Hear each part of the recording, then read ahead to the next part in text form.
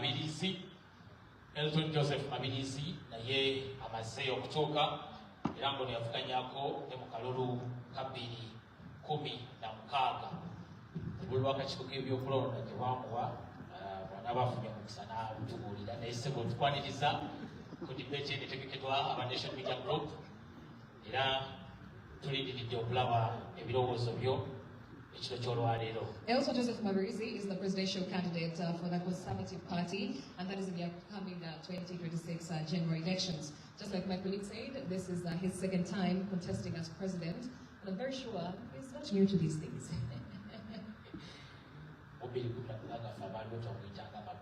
Mabirizi. I was still very much around, by the way. I remember his name trending as Mabirizi, and I think it's a cool name. We like presidential candidates that are actually relatable. Oh. Yeah.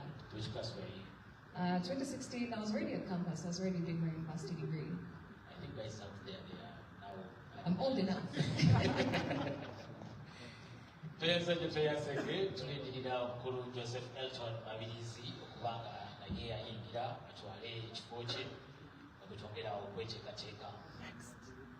All right, as we wait for Joseph Elton Mabirizi to come through, the other contender that's going to be joining us tonight is Robert Chagulanyi Sentamu. He's also known as Bobi Wine. He's a politician. He's also the president of the National Unity Platform, a former musician. He's an actor. He's a businessman. And he transitioned to politics and gained prominence as a critic of the president, that is Yoweri Museveni. Kuno kwetuleeta yaliko omuyimbi ebiseera we yabeerera omuyimbi ayitibwanga ghetto gladiator era ayitibwanga ghetto president. Simanyi oba ekifo kye naye Mabirizi tujja kuba nga tumufuna kutegezeddwa nti Mabirizi naye atuuse. So Elton Joseph Mabirizi, presidential candidate owa Conservative Party, sebo tukwaniriza obwedde ensi yakulindiridde dda ate olina ekyafaayo ekyobudde abantu 2016 abamu badde batandisa okweraliikirira. That is Elton Joseph Mabirizi, the presidential candidate for the Conservative Party in the 2026 elections. He's doing it again as he's also joined by the party chairman, John Kendall Chamsi, and a nice combination. Conservative Party is in the house. Officially. The man. All right, Conservative Party is in the house. And now let's move forward to our final candidate of the night. That is Robert Chagulanyi Sentamu. He is the presidential flag bearer for the 2026 general elections on the ticket of the National Unity Platform. Please join us and welcome Honorable Robert Chagulanyi.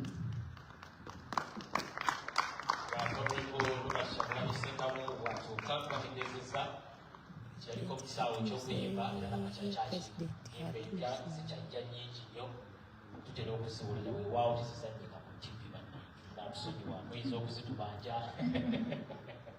But his political journey actually started in 2016.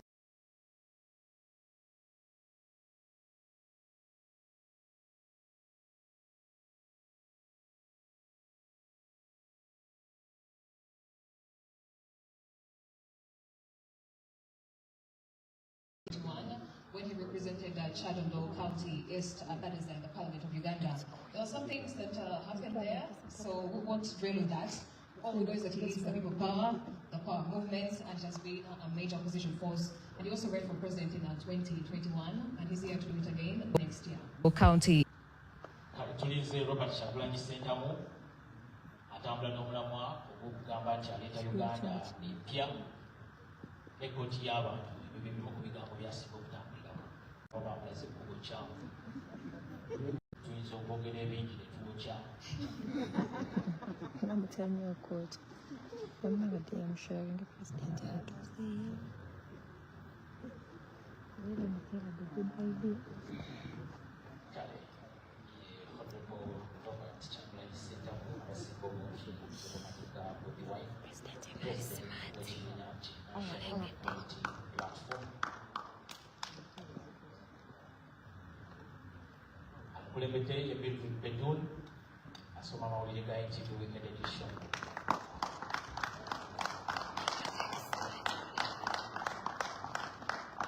Our final contender walking in right now, Honorable Robert Chagulanyi Sentamu. He's the president of the National Unity Platform. Doing this for the second time. Abakulu nga bamaze okutuuka kate kano tugenda kuwaayo obudde bwonna bwe tulina okulaba nga tuwa bamoderators baffe akadde batandike session yaffe y'okubaganya ebirowoozo. Bakutegeezezza nti abamu aba bagenda okulembera mu kulwa NTV presidential candidates bano njagala tumubanjulire basobole okubategeera obulungi. Abagenda okulembera ku debate eno kulwa NTV tulinako Priscilla Regina Nalukoola, abamu ku mmwe abali awo ku podium yali abakyazizzaako, ye presenter owa program ya Morning at NTV.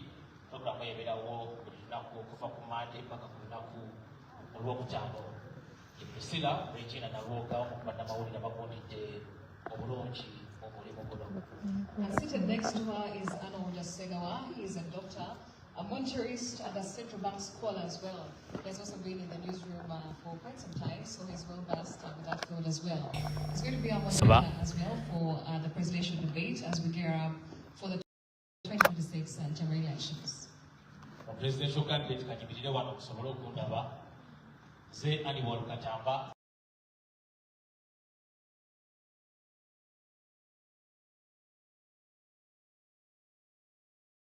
Good evening, Uganda, and to all watching us across the world. It is 8:34 in Kampala and midday 34 in Washington, D.C. I know there are very many people who are eager to hear, especially in the diaspora, what all of you have to offer us as presidential candidates, and we're looking forward to hearing your thoughts. Tonight, live from Kampala, NTV and Spark TV bring you a defining moment in our nation's democratic journey. The NTV Presidential Debate 2025, the race for 2026. I'm Dr. Arnold Sagawa, together with Priscilla Regina Nalukoola. Good evening to you, Uganda, and good evening to you, our candidates. Our candidates, how are you? Pressure. Pressure, pressure. Let's turn on those microphones and just hear your voices so that we know you're the one. I will start with the General. General, good evening. Good evening. How are you? We are fine. You are fine. I trust you are fine too. Ah, that's wonderful to hear. A round of applause for him.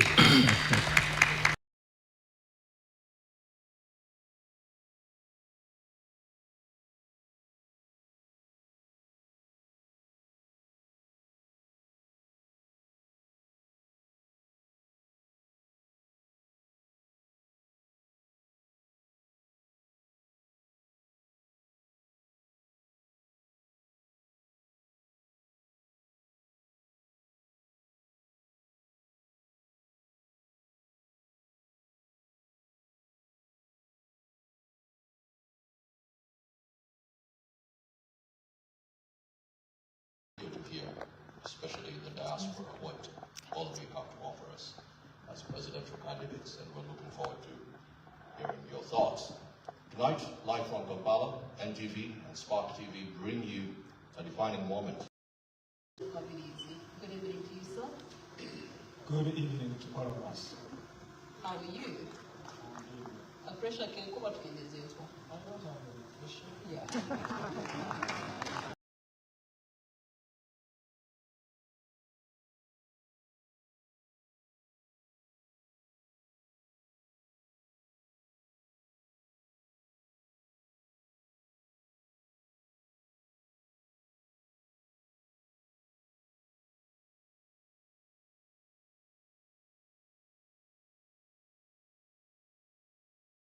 That's wonderful to hear. Speaking through your microphone, kindly switch it off, otherwise we will have feedback. And moving on, the focus tonight is on issues that are shaping the future of this nation. We have infrastructure, ICT and innovation, finance and national development, not forgetting health. And as Julie introduced, our 5 candidates are ready and they have shown us that they're ready to go. They are 5 voices. However, You and I make up one electorate. Every answer tonight is going to be counting, and every commitment is going to be measured. Joining us tonight on stage, we have Frank Bulira. We're going in alphabetical order from your surname on my extreme right, Mr. Frank Bulira, thank you. Mr. Candidate. Unfiltered, uncompromising, as well as decisive. In the middle, we have candidate Robert Jagulani, and last but not least, on my extreme left, Well, tonight marks a very defining moment in our national conversation. Ugandans from across the country, ever since we began this live broadcast, have been talking to us, and they have been telling us some of the things they would like their candidates to actually pinpoint about. And of course, this has been building up to this coverage from our correspondents in Entebbe to northern Uganda to Mbarara to the voices of everyday Uganda, each one of them sharing what they are expecting of you, our candidates, as you get to address them as a nation.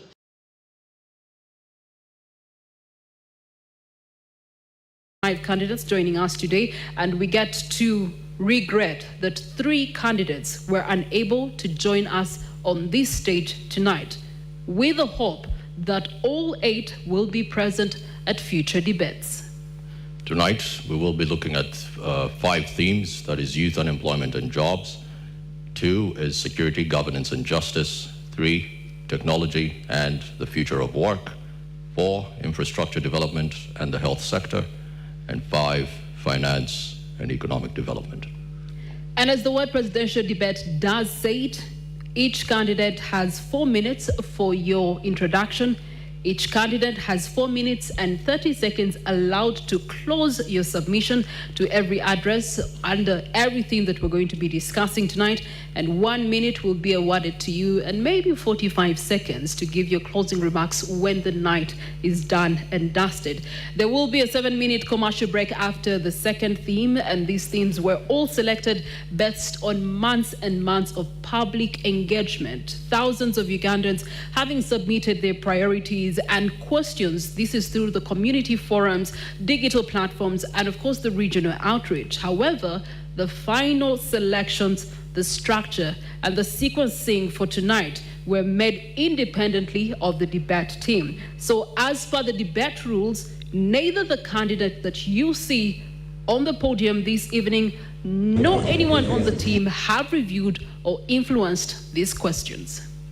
Without any further ado, let us begin. And this is going to be very brief. In 4 minutes, tell Ugandans why you're the best candidate, and to take this big job of being the president, not just having the fancy office. While you're at it, also tell Ugandans what the biggest problem is with the country. Let me start with you, Mr. Bulira. 4 minutes. Thank you so much. Dear Ugandans, my name is Bulira Frank Kabinga Salongo. I'm the presidential flag bearer for the Revolutionary People's Party, a party which merged with the Uganda Federal Democratic Organization, which was led by the late Dr. Aggrey Kiyingi. I'm here in the footsteps of the late fighter Dr. Aggrey Kiyingi, in the footsteps of our forefathers who fought for federalism, the Nkwangas, the Andrew Takome Kairas, the Dr. Paul Kawanga Semogereres, the retired Colonel Dr. Kiza Besiges. I'm in this race not just to contest ceremoniously. I'm here to contest and deliver our opposition to State House. It has been a process of over 4 decades, and I think this coming election is going to close up each and everything.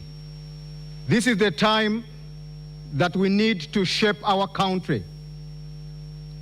There are only 2 big problems of our country, Uganda. Number 1 problem is Mr. Museveni. The second problem is the system of governance. That is why, as the Revolutionary People's Party, we are looking at federalism. Federalism is the way to go, and it is our core. The RPP, we believe that even if Mr. Museveni goes and we have another president, and we don't change the system of governance, we shall remain in the same problems. In my first 100 days, that's why I pledge that Uganda is going to go federalist. Bulira Frank Kabinga, I was groomed by the Uganda Young Democrats. I started my politics in Kasubi Church of Uganda Primary School way back during the CA times. I joined Uganda Young Democrats in the second generation after the Dr. Lurume's first generation of UID, the Mabikes. I was part of the second generation, and I was the spokesperson of the Uganda Young Democrats under the leadership of Susan Abo by then. Then I was the students' leader for Uganda Young Democrats until I joined Dr. Agre Chiyingi. I joined Dr. Chiyingi purposely because I wanted to remove Mr. Museveni, period. I didn't want to overstay in the opposition. You all much well know that Dr. Agre Chiyingi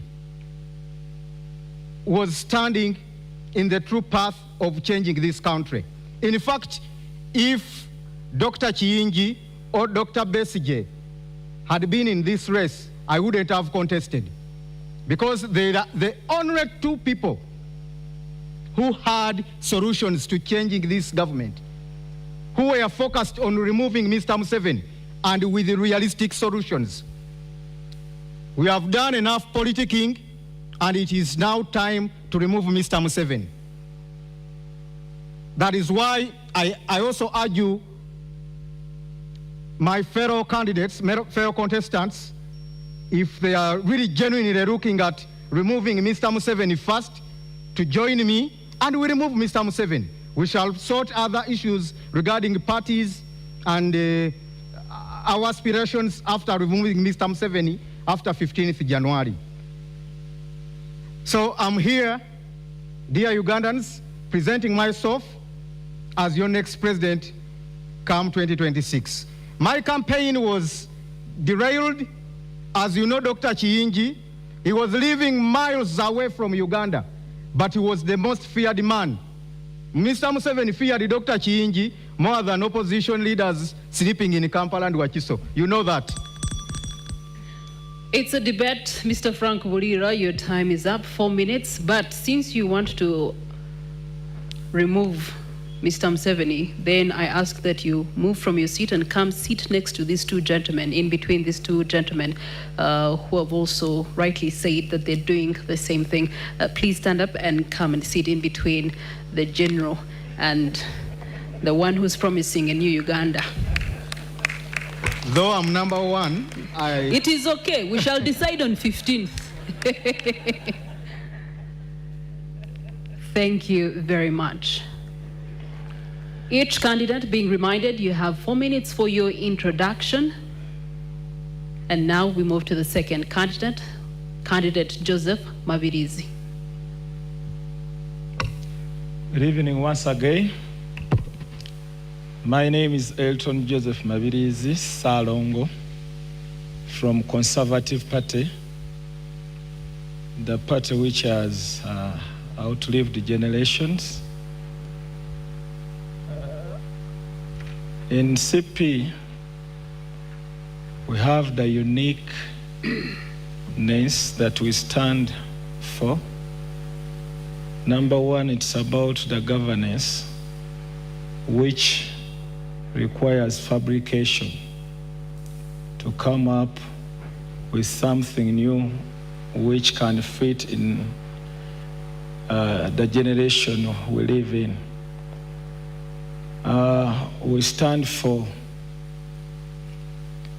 regional governments, and when we talk about regional governments, many people will ask, what do you mean exactly? We have 16 regions of Uganda, and those 16 regions must have small governments where they share power with the central government. Uganda is like a sinking boat in an ocean. Without coming up with a regional government, we would have done nothing, even if we elect any other leader. So regional governments, this is where power is shared, resources, responsibilities are shared with the central government. And when you come up with such a government, you would have dealt away with so many problems of Uganda that we are facing today. For example, the problem we are facing where all authority belongs to one person, where security is just in central government, where taxes are collected and just go into a small group of people to govern that. So there is a great need to institute a regional government to ease service delivery, at the same time creating a lot of jobs, which is a problem that we are facing today, but also working on the system of education that we are having in Uganda, which does not help parents, it doesn't help the graduates, the learners, it doesn't help even the government.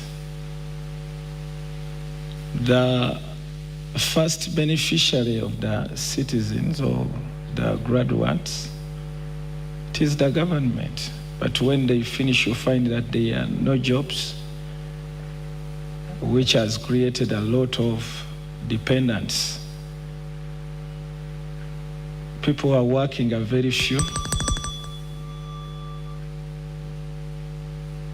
and many depend on others. Thank you. Thank you. Thank you for that, sir. On to you, Mr. Mafabi. My name is Nathan Nandala Mafabi. I came in this election. I come from Forum for Democratic Change. Our theme is fixing the economy and the money in our pockets. The current problem in Uganda is three-phased: corruption, that is greed, poverty, injustice. I have worked in the whole country.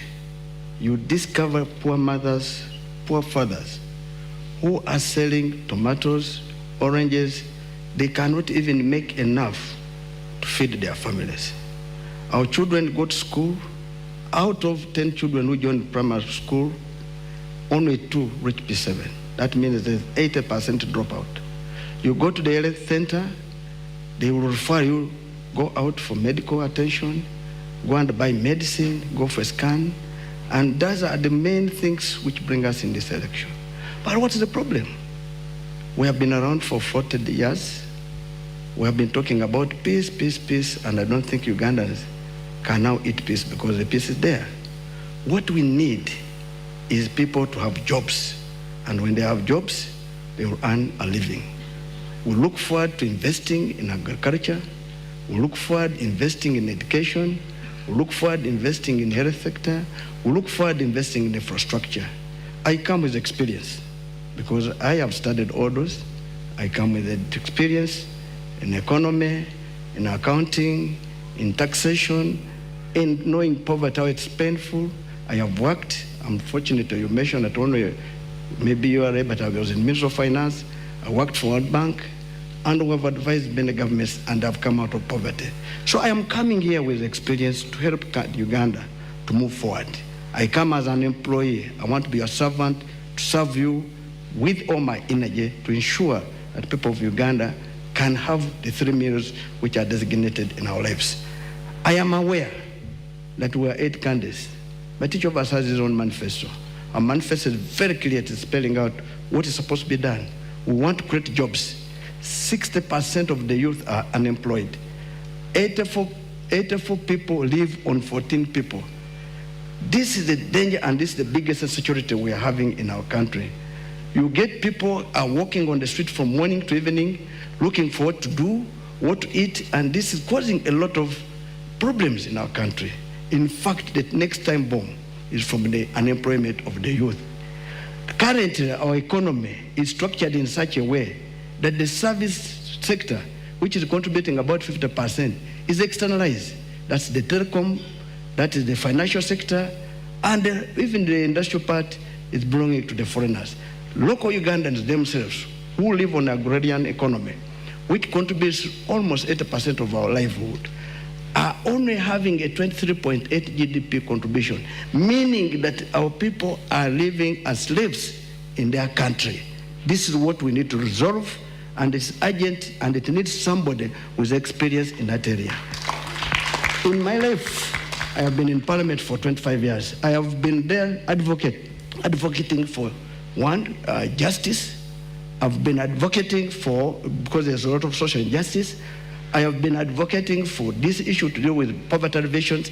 Every election, we see a different theme that they are doing. In 1996, they brought in Tandikwa. In 2001, they brought Kulembeka. In 2006, they brought Bondaba Gagaure. In 2011, they brought Prosperity for All. In 2016, they brought Emioga. In 2021, they brought Operation North Question. Now, 2026 PDM. If these were really aiming to remove poverty, and they have not done, it means there's total failure in the government. Our government lacks transparency in management, and corruption is at the theme. Thank you for your submission, sir. Let's move on to candidate Robert Chagulanyi. Thank you very much, dear distinguished moderators, honorable colleagues with whom I'm running for the noble responsibility of leading our nation, ladies and gentlemen present here, and those watching us from afar. I am humbled to be here contesting to lead our country, and it's great pleasure and honor to be representing the common people of our country. As a person who comes from the ghetto and rose to represent the nation at the highest level, I cannot take any further pride than that. But also, I am aware that we are in a nation that is at crossroads. We had independence 63 years ago, and 40 of those years have been covered by one man who has reduced our country to a failed state. Absolutely, it is clear to all and sundry that this nation, which is primarily young, has clearly made a decision, only that they have been stifled.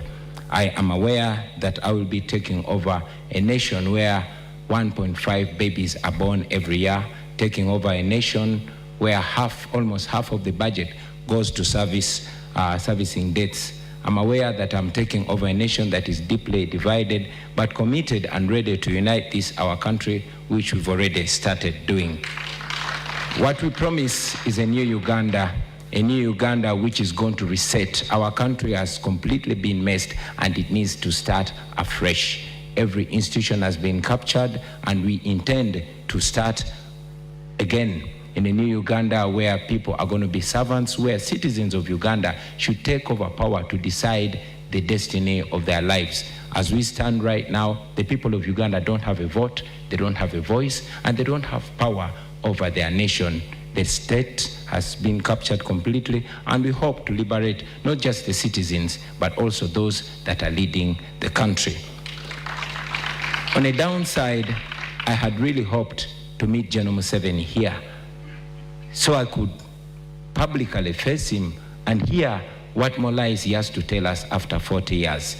To hear from him straight the gains he's protecting. Is he protecting the potholes?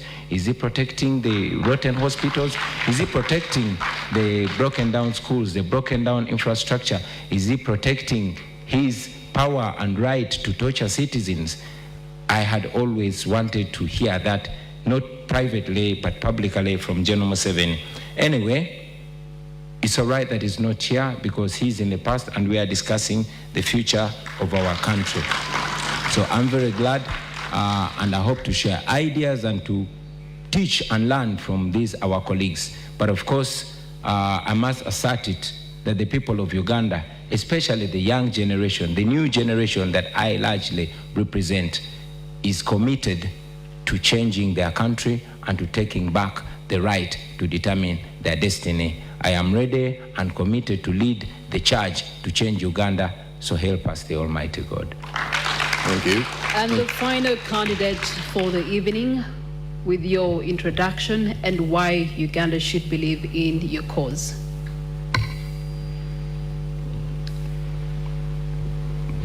Thank you, dear moderators. Let me take this opportunity again to thank all the Ugandan citizens who are seated in this room and those who are watching us. I'm called Gregory Mugisha Muntu Oyera. I hold the flag for Alliance for National Transformation, whose mantra is values-driven leadership. We entered this race very well knowing the state of our country. For 63 years, we've been in a vicious cycle. General Museveni being the 9th president, regime after regime, promises are made, promises are never fulfilled. And we reached a point where we believe that there must be something up there that causes leaders to get up there in spite of the promises that they do make. What makes them drunk to a point where they lose direction, they don't fulfill promises, they trample on citizens, and unfortunately at this point in time, we have not even had the experience where one leader hands over power to another. That's sad. Some of us had hoped that we would see the breaking out of that vicious cycle. Where we are heading, we are not so sure whether that will be or not. We keep on struggling. We hope that we'll see that at some point. We've been moving around the country now for about 2 months. The state of our people is quite frightening. Joblessness, the levels of joblessness of the youth, the depth of poverty that you read on the faces of the people, and even what they express. The lack of drugs in hospitals, government hospitals, and very well knowing that there are those who can't afford to go to private hospitals, which means they can't afford the bills, which means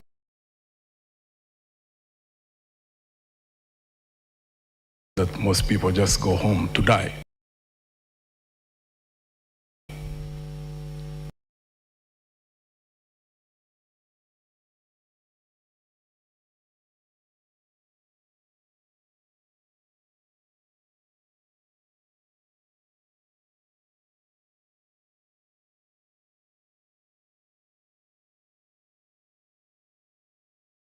Getting jobs, and the response has been uniform throughout.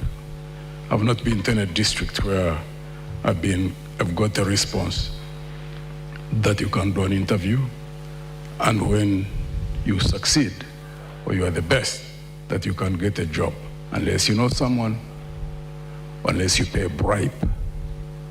That's quite frightening, that government jobs can be sold.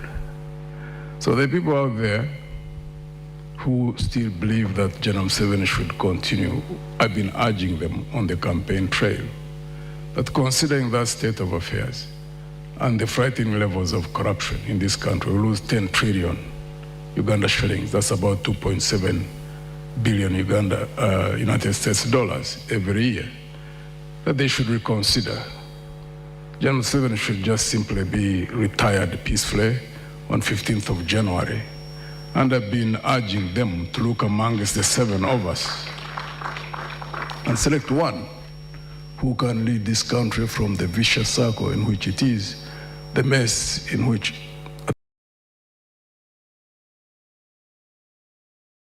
we are, also considering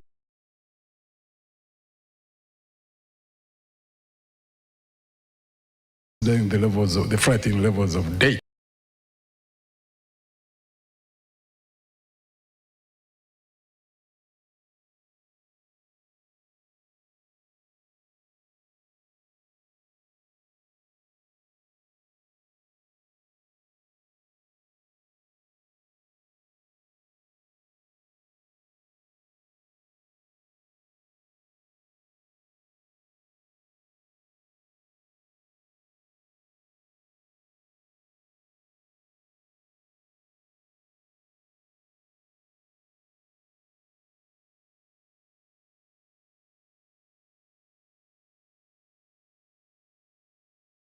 On NTV as well as Spark TV.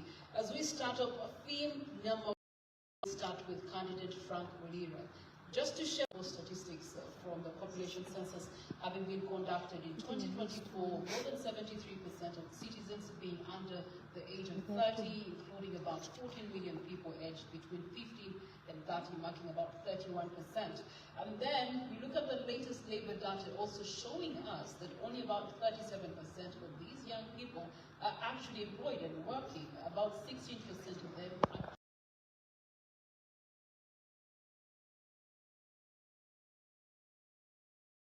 is also closely higher at 20%. The figures do go on, but each year about 700,000 people do enter the labor market, but only about 34% of that figure is actually absorbed in jobs.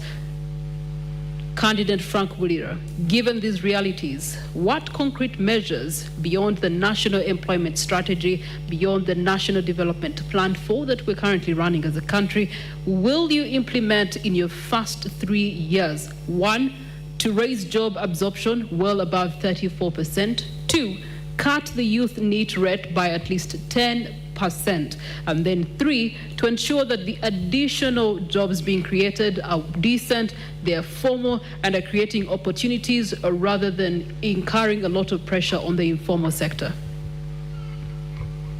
Yeah, thank you so much. First of all, surely poverty is everywhere, but our case as Uganda is so worrying. Just as I said, we can speak a lot, but the biggest problem of Uganda is Mr. Museveni and the system of governance. Those are the two biggest problems, bringing about youth unemployment, growing at the fastest rate, and people losing hope in their country and in the future. As the Revolutionary People's Party, under the new federal arrangement, remember, after 15th January next year, in the next 2 weeks, Uganda will be announced as the new Federal Democratic Republic, governed under the 16 federal states, taking charge of their wealth. The Revolutionary People's Party is going to take the jobs closer to the people, where they stay. Gone are the days when everyone has to come to Kampala looking for jobs. People going to kneel before Mr. Museveni to get survival, including ministers, public servants. You have to meet Mr. Museveni in order to survive, in order for your child to be given a bursary. The federal arrangement is going to take back the jobs in the areas, the 16 proposed federal states making up Uganda. First of all, we are going to introduce the Federal Economic Empowerment Program. The Federal Economic Empowerment Program is going to replace these failed Bonabagagawales, parish development models, which are just enriching NRM cadres and RDCs, swindling taxpayers' money, the Operation Welfare Creations, just helping soldiers to build more mansions and build arcades. They are all going to be scrapped, and the Federal Economic Empowerment Program is going to look at the Ugandans in Sebei are going to be placed in the cement factories, where you even have truck drivers who are Chinese, in Kaserem, in Kapchora. Mr. Bulira, can you name one country that's operating a federal system? UAE, German. Which ones of those are over just under 63 years? Gandhi said about UAE and its background. There was a time when Uganda was far ahead of UAE.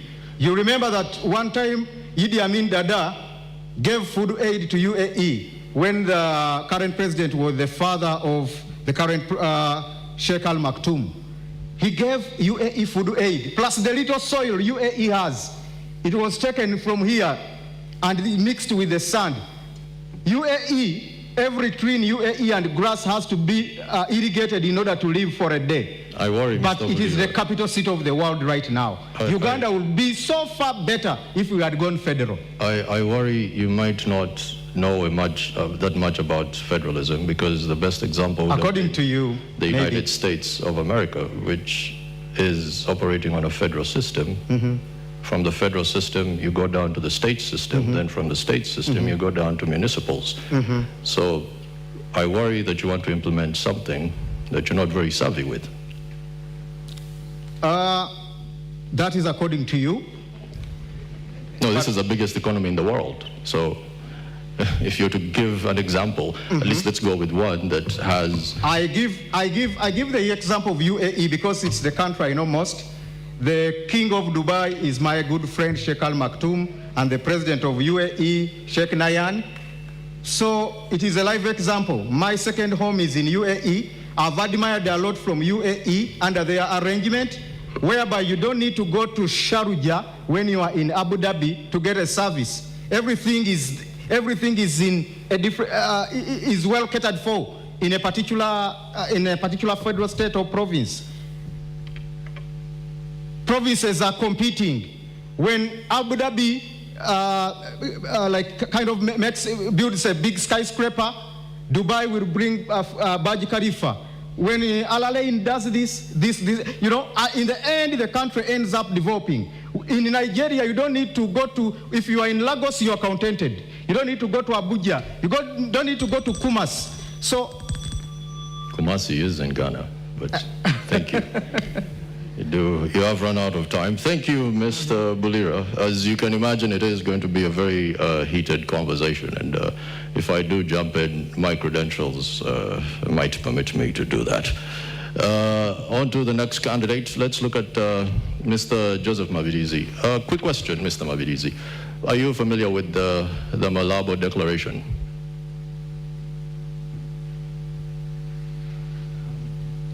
Could you kindly switch on your mic?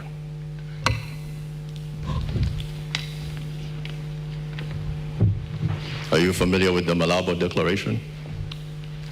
So many declarations has been done. That is a yes or no question, so sir. Which one do you mean exactly? Malabo Declaration, Africa Union. Are you familiar with the Abuja Declaration?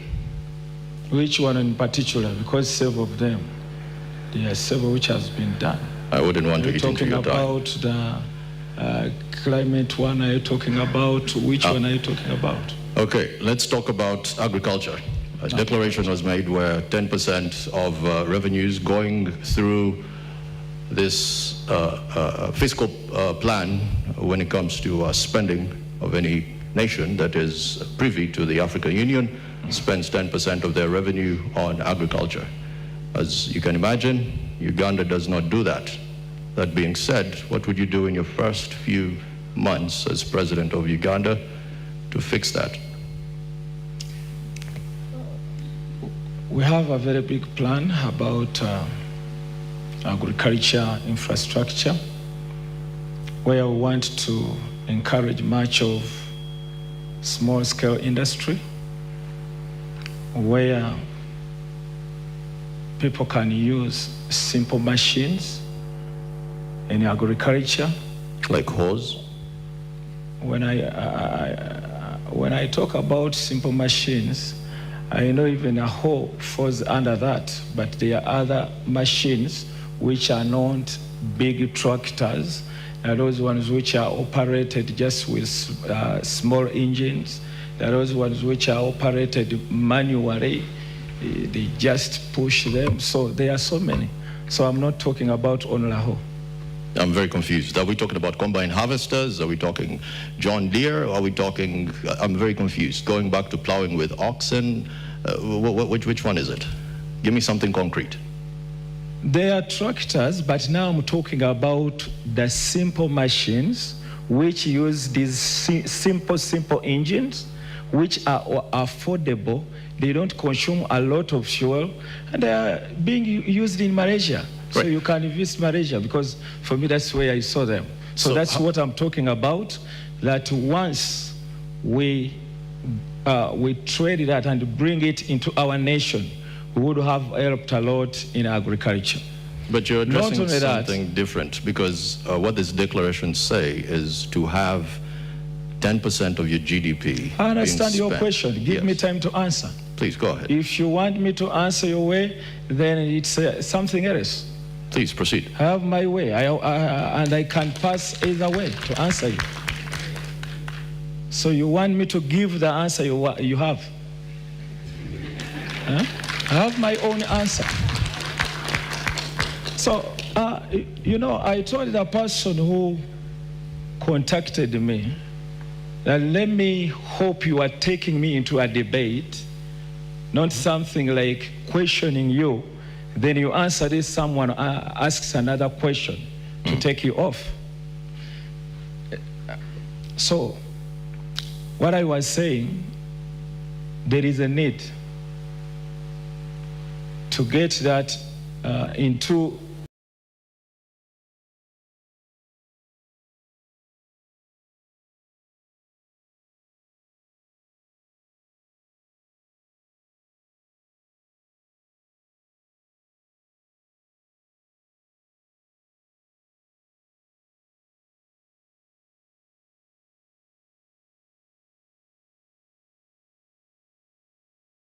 where we need to import simple machines to empower that modernization agriculture from the regions.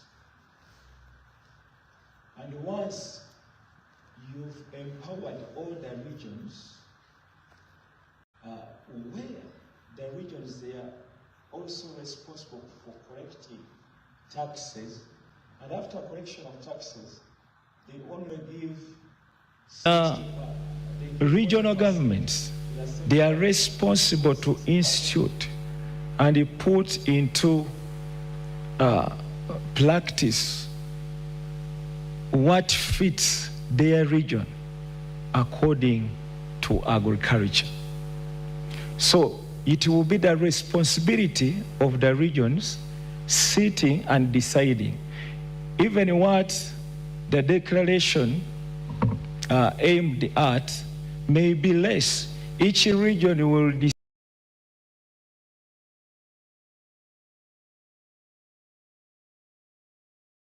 decide according to the need of that region.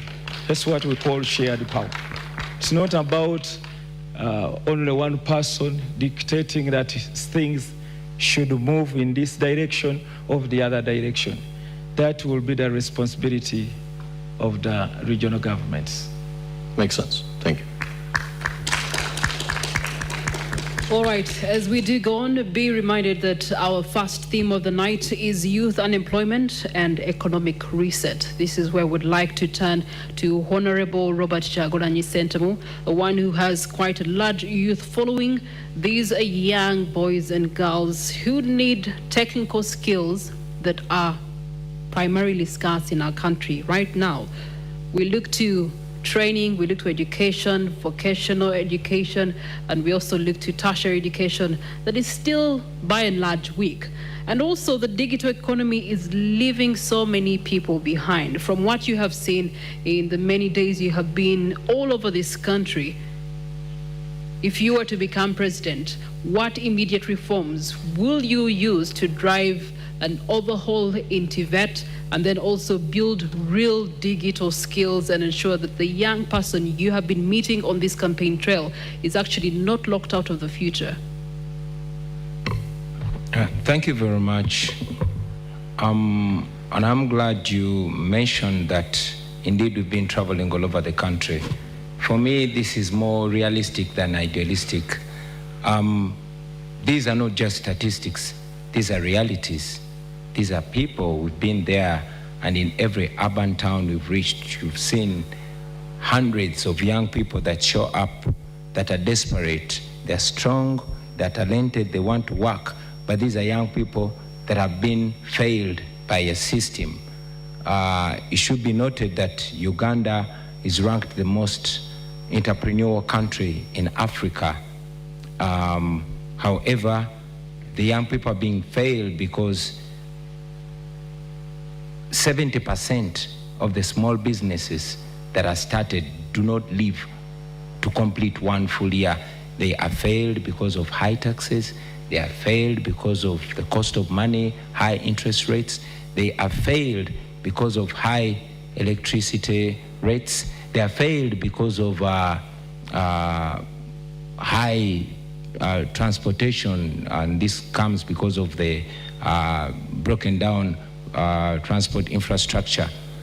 As a national unity platform in the new Uganda, we have a plan of establishing 10 million jobs. Here we're going to do this by leveraging the tourism sector. As you know, Uganda is immensely gifted. We're going to leverage the manufacturing sector, and most importantly, the creative industry. Now, having come from the creative industry, I know the potential of the creative industry. Uganda is equally as talented as Nigeria, or even more talented. But looking at the Nigeria's creative industry, it is almost outcompeting the oil industry. In fact, they call it the new oil because it is largely seen as even more engaging and more incorporating of young people, of the ordinary citizen, than the oil sector. Now, our plan is as follows. First, we want to empower and support the small, medium enterprises and the cottage industries. Now, for the benefit of our voters out there, cottage industries are the small scale industries, mainly in homesteads that are majoring in production. These, we must understand, looking at the growing economies of the world, these have been the unsung heroes of these growing economies. China, India, Brazil, name it. So, looking at these examples, we think it can be a benefit in Uganda. I'm looking at areas, especially these that are near borders, like Arua, like Chisoro, like Kabale. If they are supported, they could boost even production, and they could even boost export, looking at production of textiles. When you say supported, what does that mean? Supported means cutting down, reducing the cost of doing business, reducing the power costs, reducing the cost of money, reducing the interest rates, investing in transport infrastructure. This would make it easier for them, and it would boost them. Also, it's important to mention that in this line, we want to boost production. In our manifesto, we presented our school feeding program, where the government is going to be feeding children at school. Now, the people that are going to be supplying these foodstuffs are going to be the ordinary citizens, and in the new Uganda, the government will work with the parent teachers associations, the PTA, to ensure that they identify not only the most vulnerable, but also the most trusted and competent suppliers, the eggs, the wheat, the rice, the flour, to feed the children. This way, we're going to be able to support even the small producers, the women, and the ordinary people out there. We believe that this is not only going to boost education, but it's going to help in youth unemployment. We also intend to modernize our skills development. Your time is spent, but I'm going to allow you a minute. You have made recognition of manufacturing and tourism. These are high level in terms of strategic for any presidential candidate. Leaders have been describing it as Uganda's economic growth. However, there's one structural problem that still hinders both sectors right now, and that is unreliable power supply and high electricity costs. What's your solution? Well, the high electricity costs can be renegotiated. As government, we can go as far as renegotiating with Bujagali to ensure that the power comes down, because that is what is going to help the productivity. There's one thing, if you allow me also talk about, that's the exploitation. The current government prides in youth employment, where mainly the industries that are owned by foreigners actually exploit the citizens to an extent that young Ugandans are paid as low as 3,500 shillings a day. Now, I was in Parliament in 2019 and we passed the minimum wage bill. Unfortunately, General Museveni refused to sign it. Now, we are going to reintroduce it in a new Uganda, and I will sign it because I will be president. Thank you. Thank you for that. Let's move on to candidate Nandala Mafabi. I've been going through your manifesto, which is quite fascinating. There's something that you mentioned, cooperative-led agro-industrialization. You're familiar with that. And here you do target tea fertilizers at 30%. Explain to me how this sizzles into working on the youth unemployment problem in the country. Thank you so much. First of all, Uganda is an agricultural country, so it's an agrarian economy. And the youth we have currently, if I give you an example, most of them are living in schools, or they have dropped out of school, but they don't have land. They cannot be able to go on the land to till it. But agriculture employs about 80% of Ugandans. Now, as a government, which should be serious government, should ensure that Ugandan citizens are employed. We're looking at skilling the youth, and we skill them in what you have. For example, we skill them in agriculture, we skill them in construction, we skill them even in ICT. Now, if you skill them in agriculture, that means you are trying to modernize agriculture. And if you're going to modernize agriculture, this youth will be employed in those sectors. I can tell you agriculture can go ahead to employ the biggest number of people. What do you do there? You produce what we call agro-processing. And if you go for agro-processing, those are industries and related industries. And when you bring agro-processing, the youth who have studied or who have not even unskilled ones, but you can skill them, will go and work in agro-processing. And that's creating jobs. And I can assure you the biggest now where we can create jobs currently is in agro-processing, in the agriculture. And Uganda has an advantage. As I said, God has given us the best weather. You can grow anything. Now, for example, here we used to have 4 cash crops. And the cash crop meant where we used to get cash. That was coffee, cotton, tea, and tobacco. And the cotton you are raising, it is called, the cotton is called white gold. Now, what has happened? You talked about tea. The tea is called magnetic money. Now, the tea, you see, right now as we speak, the soils which have been growing tea have been taken to do other things. But why we're talking about fertilizers, you need to boost that land to grow more tea. And currently, even the tea which they are growing, there's a lot of debt which they have not paid farmers. And the farmers are getting discouraged. A good government should not make farmers get discouraged. What should be there should be a mechanism whereby if there's overproduction, you have stores, that is called silos. You must be the one, be the catalyst leading the marketing processes. You must be the one even trying to call incubator industries, whereby you can create an industry and hand over. I'll give an example. I did in fear. Total Uganda, which was, I think, an international policy, they came with a policy of saying younger dealers. What they did, they would give a young man or young lady a petrol station to run, but they would give him fuel to run that petrol station. They would be deducting the margins, but leaving him or some money. Give him a period of about 3 years. They say you must exit, so that they bring another new dealer. And the purpose was to train them how to manage business. Many of them got out and have built their own petrol station. They're up there. If government of Uganda did the same, to do incubation like that, whereby we pattern, even with the private sector. Another example I can give in the next way. If a company employs disabled people, it gets the tax deductions from all this tax. If government of Uganda wants the youth to be employed, they will be employed. How? You go and say, you employ this youth in agriculture, you will have the following. 1, tax exemption or reduced tax. 2, you will be given some facilities because the youth will be working and earning a living. The tax deduction and what you are giving is creating the young man or young lady to be employed. I can tell you, agriculture is one of the places we should invest more money whereby we can have our youth employed. You talked about... I know you're running out of time. I just want you to touch on this, right? Having worked for the World Bank, Rwanda does a very good job in Nyungwe with the tea processing. How would you use that example to address that? I just want you to help us on that. That's actually a positive, because I'm listening to a lot of sense here. Come again? Rwanda is growing a lot of tea in their Nyungwe plantations, and you, having worked in the World Bank, I know you use a lot of case studies.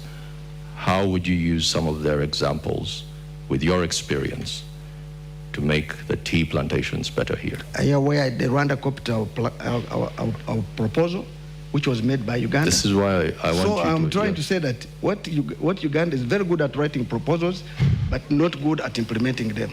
I am trying to tell you that this, what I'm raising, can be done. Tea can generate money, tea can generate jobs. Because I'm saying that when we, first of all, the tea farmers will get money. The processors will get money. The transporters will get money. What I'm trying to say that if our target is to invest in tea, which we are putting in our manifesto, those tea growing areas will be, we have talked about subsidizing fertilizers, putting, you see factories, when you're trying to do a factory, you lead. Because a person going to the bank to borrow money is more expensive. But the government can put a factory and hand it over and tell these people after a short time, you will have paid the factory for and go away. Currently in our country, I will give an example. There's a gentleman who was involved in the tea industry. What he did, he even borrowed money from a money lender. You know Uganda now is being led by money lenders. What happened, the cost became high. He took my minutes. Please. Kindly, yeah. He took my minutes. Listen to me. So when he could not pay, of course, there was a lot of loss. Our country has been done in such a way that cost of capital is too high. And because even the reason why cost of capital is high is because of government. The biggest borrower is government. So it crowds private credit. And so when someone goes to the commercial bank to borrow, they will say, no money, or they give you at an expense, maybe with more conditions.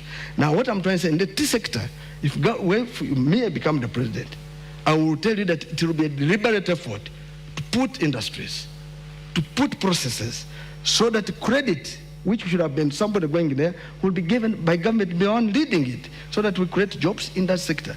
Fertilizers will be given on subsidies.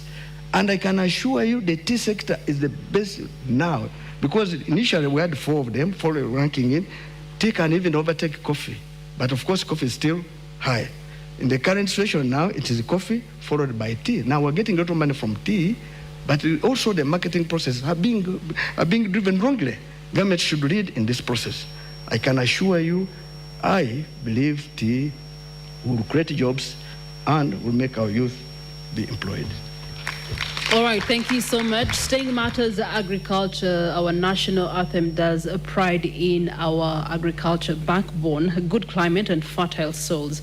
Gregory Mugisha Muntu, many households are remaining in the subsistence economy right now as we speak, mostly in subsistence agriculture. You do have the standing current government prioritizing agro-industrialization, manufacturing with the incumbent, ensuring that there's a spread out of business and investment parks across the country. But there's also the element of tourism, construction, trade that are low-hanging fruits. Oil and gas, we've been promised that next year it should be bearing us some fruits. There's also works and transport. All these to acknowledge that there's a high failure rate of youth-owned businesses without systematic support in those particular sectors. How do you intend to actually ensure that there's policies, that there's public investment, that there's procurement that is geared towards ensuring that the young people's uptake into these sectors is one that will help them leapfrog from the statistics we know of?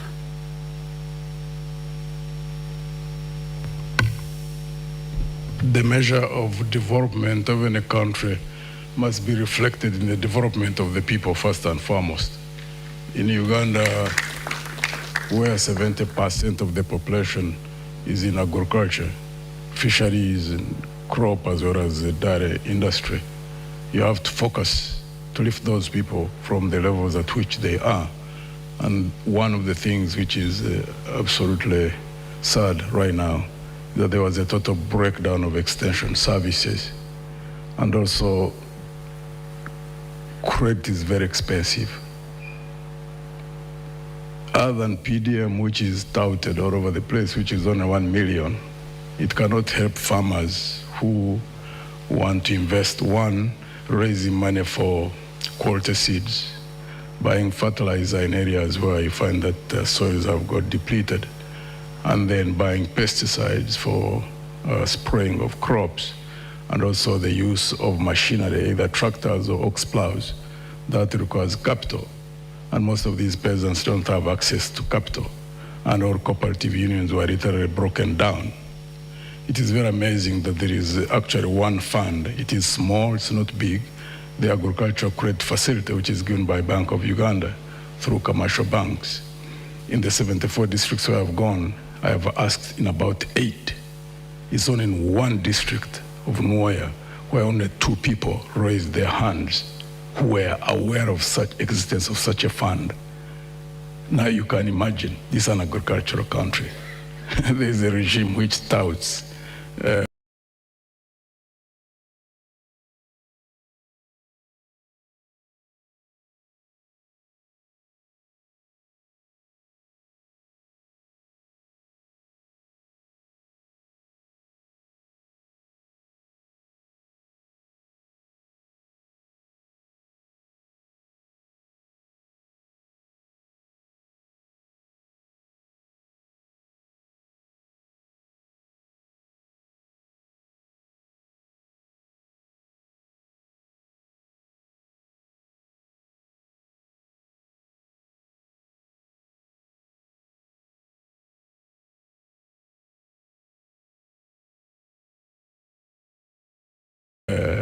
PDM, which is on 1 million. And yet the fund which could have helped those who are in agriculture would go into agro-processing. People are not aware of it at all. And it's at 12 acres where people are still on about 1 acre, 2 acres. That's a totally different approach that will be used. And there also needs to be cheap credit in terms of low interest rate, long-term repayment period for agro-processing, because agro-processing wants to establish industries successfully and expand them. They become a market for those who are in subsistence farming. And also in the area of tourism, say low-hanging fruit. But Uganda is one of the countries in the region which doesn't advertise Uganda or market Uganda. I think the countries which aggressively market the countries is Tanzania, Kenya, and Rwanda. Uganda has entries about 1.2 million tourists who come in. Kenya, Tanzania has about 2.5. If Uganda was able to advertise itself, considering the beauty of this country and so many opportunities that there are in terms of tourism, and increase that rate from 1.2 to possibly about 5 million people, the employment and the levels of opportunity that there would be, those who would be expanding the beds in the country, those who would invest into cottage industries, because that would also be a market for agriculture and those who are agro-processing. If you get like 4 million tourists coming into this country, it will create market for those, someone who is producing yogurt, someone who is growing carrots and cabbages, someone who is packing rice, someone who is all nature of things. Uganda has not, I think they are sleeping on the job when it comes to tourism in that regard, this regime. It would be our intention to ensure that we fully exploit the area of tourism, because it's not called a low-hanging fruit for nothing, because investment doesn't take a long time. Marketing itself, once you have skilled advertising, Uganda, there are so many Ugandans who are skilled in marketing, we can increase the tourist entries significantly in a 5 years' time, and it will be a very big area for employment of the youth. In your ANT manifesto 2026-2031, you are also very big about monitoring and evaluation of the manifesto you would have put out should you become president come 2026. What would be the indicators of success for the things that you have mentioned, particularly increasing the agriculture credit and also creating markets beyond our borders?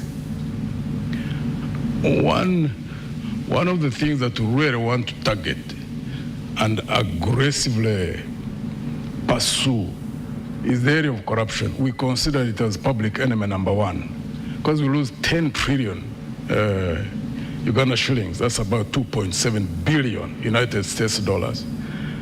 And if you tackle first and foremost grand corruption, you know, where there are contracts for roads, contracts for water, contracts for energy facilities, where there are hundreds of millions of dollars which are lost, and you crack down, because we in our own party, we believe that if we dedicate effort in a span of 2, 3, 4, 5 years, you can reduce the loss through corruption of 2.5 billion.